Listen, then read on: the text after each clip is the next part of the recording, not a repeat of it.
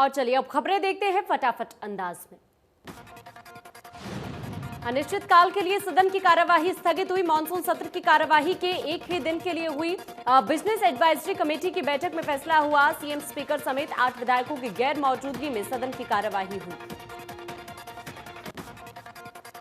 विधानसभा सत्र शुरू होने से पहले हुई हरियाणा बिजनेस एडवाइजरी कमेटी की बैठक। Deputy speaker, deputy CM Dushyant Chautala, नेता विपक्ष भूपेंद्र सिंह हुड्डा और गृह मंत्री अनिल विज ने बैठक में की शिरकत।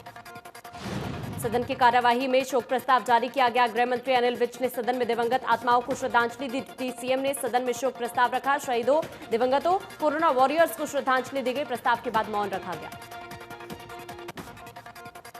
सदन में प्रश्नकाल ध्यानाकर्षण प्रस्ताव टेबल पर रखे गए। एक दिन की कार्यवाही को लेकर सदन में हंगामा हुआ। विपक्ष के हंगामे पर गृह मंत्री ने कहा कि कोरोना के चलते कार्यवाही एक दिन की रखी गई। विज ने कहा कि कार्य समिति की बैठक में नेता विपक्ष मौजूद थे। नेता विपक्ष की सहमति पर विपक्ष सहमत हो, सभी की सहमति से कार्य योजना बनाए। जरूरी मुद्दों पर अगले सत्र में चर्चा कर सकते हैं। नेता प्रतिपक्ष हुड्डा ने कहा कि सीएम और हमारे कई साथी संक्रमित हैं। सदन के कई कर्मचारी भी संक्रमित हैं। सदन में कई मुद्दों पर चर्चा नहीं हो सकती। जरूरी बिल ही सदन में रखे जाएं। बच्चों की परीक्षा को लेकर विपक्ष ने सवाल किया। गीता भुक्कल ने परीक्षा की शेड्यूल को लेकर भी मुद्दा उठाया। शिक्षा मंत्री के सामने गीता भुक्कल ने मांग रखी। शिक्षा मंत्री ने कहा कि आगे सदन जारी रहेगा, फिर कर सकते हैं चर्चा। अभय चौटाला ने बीएसई पर सवाल उठाए। चौटाला ने कहा कि बीएसई में निर्दलीय विधायकों को नहीं बुलाया जाता। 300 किलोमीटर का सफर तय करके पहुंचे हैं, हस्ताक्षर करने नहीं आए। कार्यकारी अध्यक्ष ने कहा कि आगे भी सदन कंटिन्यू रहेगा, आज चर्चा नहीं हो सकती। अभय चौटाला ने कहा कि कोरोना से कौन मर रहा है, यहां जो चर्चा नहीं कराना चाहते। अभय ने सदन से वॉकआउट किया। सदन में कई विधेयक पास हुए, जिनमें पंजाब ग्राम शामलात भूमि हरियाणा संशोधन विधेयक, हरियाणा नगर पालिका संशोधन विधेयक, हरियाणा लिफ्ट्स और एक्सीलेटर संशोधन अधिनियम, हरियाणा अग्निशमन सेवा संशोधन विधेयक शामिल है। सदन से कांग्रेस ने भी किया वॉकआउट। विपक्ष के नेता ने कहा कि कोर्ट से जुड़े 2 जरूरी संशोधन विधेयक रखना बीएसई में तय हुआ, लेकिन अब कई विधेयक लाए जा रहे हैं। जेजेपी विधायक रामकुमार गौतम ने कहा कि रजिस्ट्री पहले भी हुई है और अवैध कॉलोनी बनी। अब इतना फर्क है कि पहले 5,000 या 10,000 रिश्वत ली जाती थी, अब 50,000 या 1 लाख लेते हैं और कहा जाता है ऊपर देकर आते हैं। सदन में रजिस्ट्रियों को लेकर उप मुख्यमंत्री और नेता प्रतिपक्ष हुड्डा में तीखी बहस भी हुई। दुष्यंत ने कहा कि कांग्रेस के राज में दामाद जी थे और सोनिया गांधी की कलम जमीनों के मामले में चली। इस मुद्दे पर कांग्रेस ने ऐतराज जताया और तल्ख बहस हुई। हुड्डा ने कहा कि रजिस्ट्रियों के मामले की सीबीआई जांच करवाए, सरकार या हां करे या ना करे। कांग्रेस ने सरकार के जवाब से असंतुष्ट होकर वॉकआउट किया।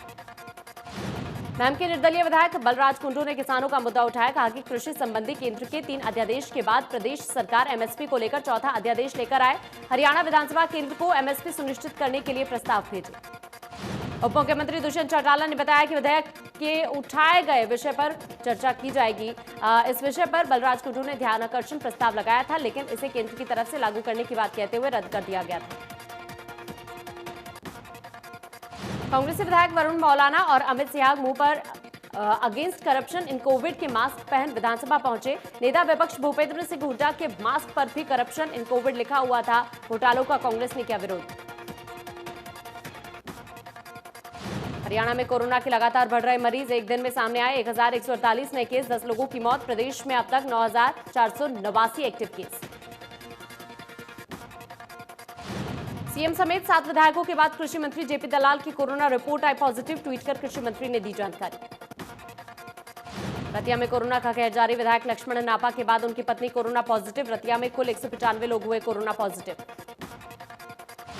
चंडीगढ़ के कांग्रेस दफ्तर तक फैला कोरोना का डर। प्रवक्ता रंजीता मेहता और उनके पति हुए संक्रमित। कल कुमारी सैलजा के साथ प्रेस कॉन्फ्रेंस में मौजूद थी रंजीता मेहता। गुलाचिका में भी बढ़ रहा कोरोना का कहर। गुला के पूर्व विधायक कुलवंत बाजीकर ने कराया कोरोना टेस्ट। पूर्व विधायक की रिपोर्ट आई पॉजिटिव। पंचकुला में हुआ कोरोना विस्फोट। एक दिन में रिकॉर्ड 116 नए केस आए सामने। सभी मरीजों की ट्रैवल हिस्ट्री जानने में जुटा प्रशासन। सोनीपत में कोरोना का आंकड़ा 3,957 तक पहुंच गया। जिले में 24 घंटे में 93 मरीज मिले। कोरोना से मरने वालों का आंकड़ा 41 हो गया। स्वास्थ्य विभाग मरीजों की ट्रैवल हिस्ट्री पता लगाने में लगा है। भिवानी में कोरोना से महिला की मौत हो गई। 71 वर्षीय महिला अग्रोहा में भर्ती थी। भिवानी के लोअर बाजार की रहने वाली थी महिला। फरीदाबाद में कोरोना का कहर जारी। सरकारी दफ्तरों पर दिखी कोरोना की मार। आरटीओ कार्यालय में 10 कर्मचारी कोरोना संक्रमित। कार्यालय को कुछ दिनों के लिए बंद किया जा सकता है। सिरसा में फिर सामने आए कोरोना के 25 नए मामले। जिले में कोरोना के कुल मरीजों का आंकड़ा हुआ 1143। करनाल में कोरोना के बढ़ते मामलों ने बढ़ाई स्वास्थ्य विभाग की चिंता। 60 वर्षीय बुजुर्ग की कोरोना से मौत हो गई। 85 नए कोरोना पॉजिटिव मामले सामने आए। स्वास्थ्य विभाग सभी मरीजों की ट्रैवल हिस्ट्री खंगाल रहा है। करनाल में अब तक कुल पॉजिटिव मामले 2317 सामने आए। 1577 मरीज ठीक होकर अपने घर जा चुके हैं। एक्टिव केसेस की संख्या 717। 25 मरीजों की जान जा चुकी है। टोहाना में कोरोना वायरस से 2 लोगों की मौत का मामला सामने आया। नागरिक अस्पताल के एसएमओ ने बताया कि कोरोना के चलते एक महिला और एक व्यक्ति की मौत हो गई। एक्सिस बैंक में 5 कर्मचारियों के पॉजिटिव होने के बाद जाखल में एक्सिस बैंक को 30 सितंबर तक बंद रखने के निर्देश। करनाल में कोरोना का कहर बढ़ने के बाद भी सैनिटाइजेशन टनल बंद पड़ी है। कोरोना की शुरुआत के समय प्रदेश के अलग अलग जिलों के सरकारी विभागों में सैनिटाइजेशन टनल लगाए गए। कुछ दिन बाद टनल बंद कर दी गई। टनल में केमिकल इस्तेमाल हो रहा था, ऐसा कहा गया सीएमओ की तरफ से। वो शरीर के लिए नुकसानदायक हो सकता था, इसलिए 10 से 12 दिनों में ही टनल को बंद करा दिया गया। शहर में टनल 6 जगहों पर लगाई गई थी। एक टनल की कीमत 60 से 70 हजार है।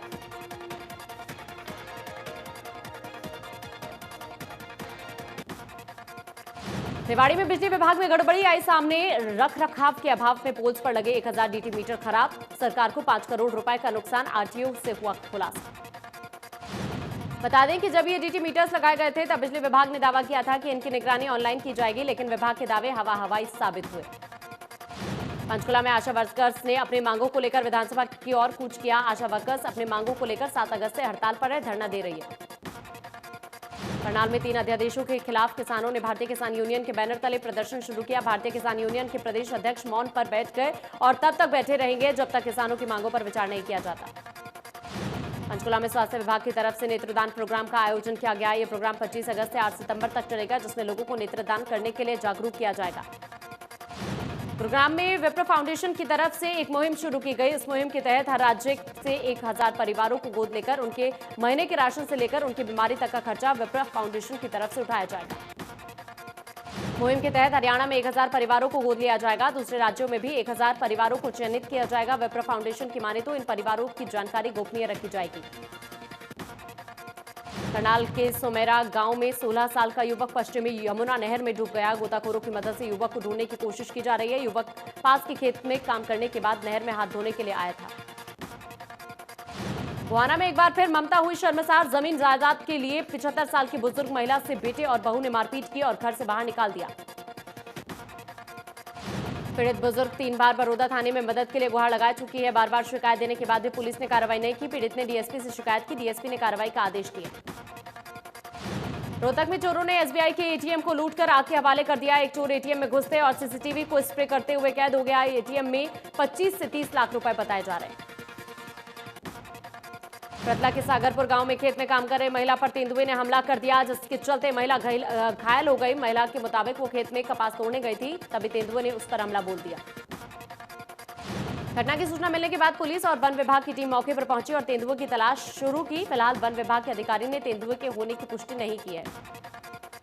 सिरसा में सीआईए पुलिस टीम ने गश्त और चेकिंग के दौरान मोटरसाइकिल सवार महिला सहित 2 लोगों को 3 लाख रुपए की जाली करेंसी के साथ काबू करने में बड़ी सफलता हासिल की। आरोपियों के खिलाफ केस दर्ज कर आगे कार्रवाई शुरू की गई। पकड़े गए आरोपी महिला के पति के खिलाफ पहले से भटिंडा में नकली करेंसी चलाने का मामला दर्ज है। दूसरे आरोपी के खिलाफ भी पंजाब के होशियारपुर में आर्म्स एक्ट और डकैती का मामला दर्ज है। नेटवर्क से जुड़े लोगों की तलाश जारी।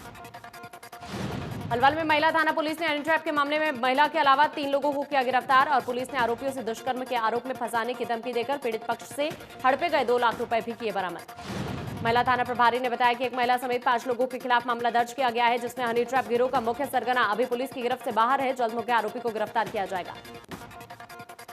हत्या और लूट की वारदात को अंजाम देने वाले सीरियल किलर को गुरुग्राम पुलिस ने किया गिरफ्तार। आरोपियों पर सिलसिलेवार तरीके से हत्या को करने का आरोप। मुख्य आरोपी समेत 2 लोग गिरफ्तार। पुलिस ने बताया कि आरोपी लोगों के घरों में घुसकर पहले हत्या करते हैं, फिर घर में रखा सामान लूटकर फरार हो जाते हैं।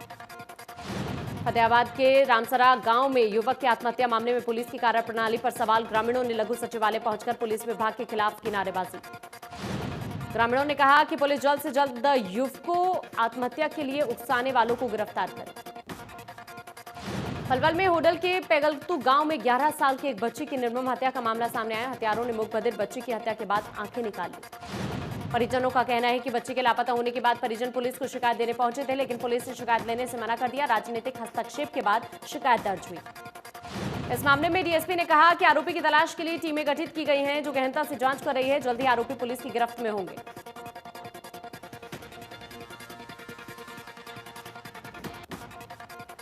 गुरुग्राम में सेक्टर 46 में बैंक अधिकारी के अपहरण के बाद हत्या करने के मामले में अब तक पुलिस के हाथ खाली हैं। अभी तक इस मामले में किसी की गिरफ्तारी नहीं हो पाई। बता दें कि बैंक के अधिकारी धीरज अहलावत का कुछ बदमाशों ने सेक्टर 46 से अपहरण किया। बाद में लूट के बाद उनकी हत्या कर दी गई।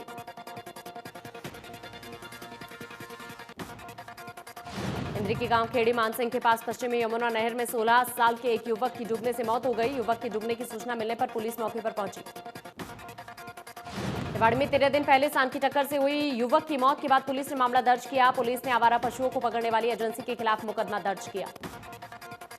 मृतक की पत्नी की शिकायत पर पुलिस ने मामला दर्ज किया। मृतक की पत्नी ने कहा कि नगर पालिका के अधिकारी एजेंसी के नाम पर खुद को बचा रहे हैं। कैथल के सचिवालय में कृषि विभाग के उपनिदेशक कार्यालय में भीषण आग लग गई। आग लगने से कार्यालय में रखा रिकॉर्ड जलकर खाक हो गया। जानकारी के मुताबिक शॉर्ट सर्किट के चलते आग लगी, जिससे दमकल की टीम ने कड़ी मशक्कत के बाद आग को बुझाया। महेंद्रगढ़ में हरियाणा कला परिषद के पूर्व डायरेक्टर अनिल कौशिक के मकान में शॉर्ट सर्किट की वजह से भयंकर आग लग गई। फायर ब्रिगेड की 2 गाड़ियों ने 1 घंटे की मशक्कत से आग पर काबू पाया।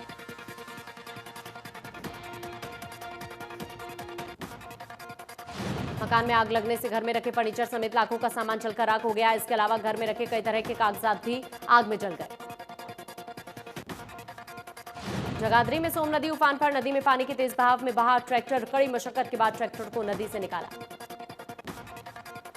भिवानी में 29 अगस्त को ई लोक अदालत का आयोजन किया जाएगा, जिसके लिए 10 बेंचों का गठन किया गया है। सीजेएम ने जानकारी देते हुए बताया कि हाईकोर्ट के निर्देशों पर ई लोक अदालत का आयोजन किया जा रहा है।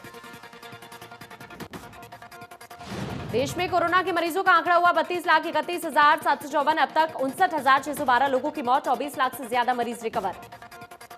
महाराष्ट्र में एक दिन में फिर सामने आए 1,425 केस। 329 लोगों की मौत। कुल मरीजों का आंकड़ा हुआ 7,03,000 के पार। तमिलनाडु में कोरोना से 6,721 लोगों की मौत। अब तक सामने आए 3,91,303 मरीज। अभी भी 52,000 से ज्यादा एक्टिव केस। आंध्र प्रदेश में 24 घंटे में सामने आए 10,000 के करीब केस। लगातार बढ़कर मरीजों की संख्या हुई 3,71,639। अब तक 2,78,247 मरीज रिकवर। उत्तर प्रदेश में कोरोना से बुरा हाल। अब तक कोरोना के 3,000 से ज्यादा मरीजों की मौत। कुल मरीजों का आंकड़ा हुआ 1,97,388।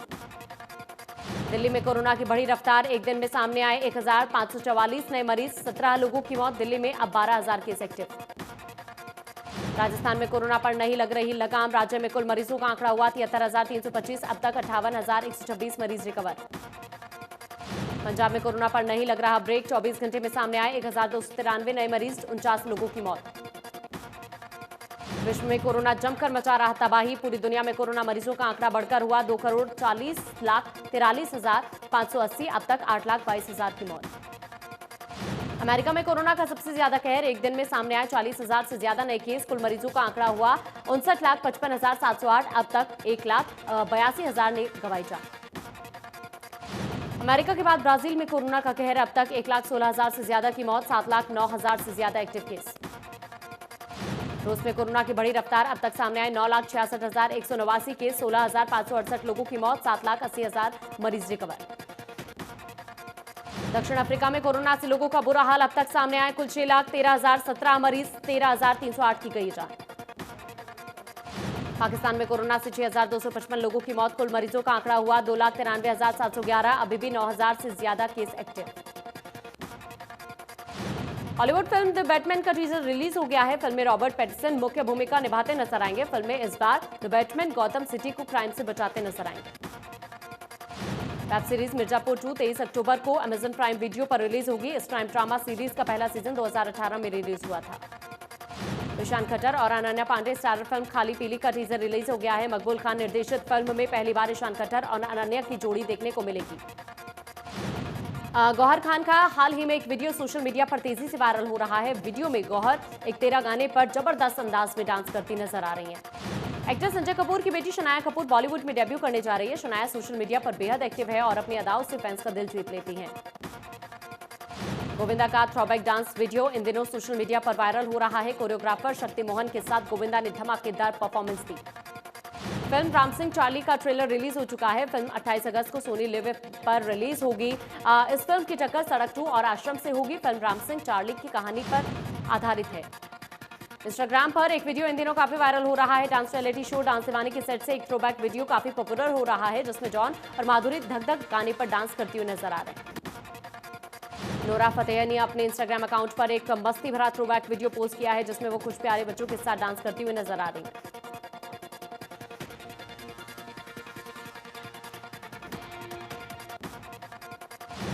हिना खान का एक वर्कआउट वीडियो इन दिनों काफी वायरल हो रहा है, जिसमें वो घर में ही वर्कआउट करती हुई नजर आ रही है।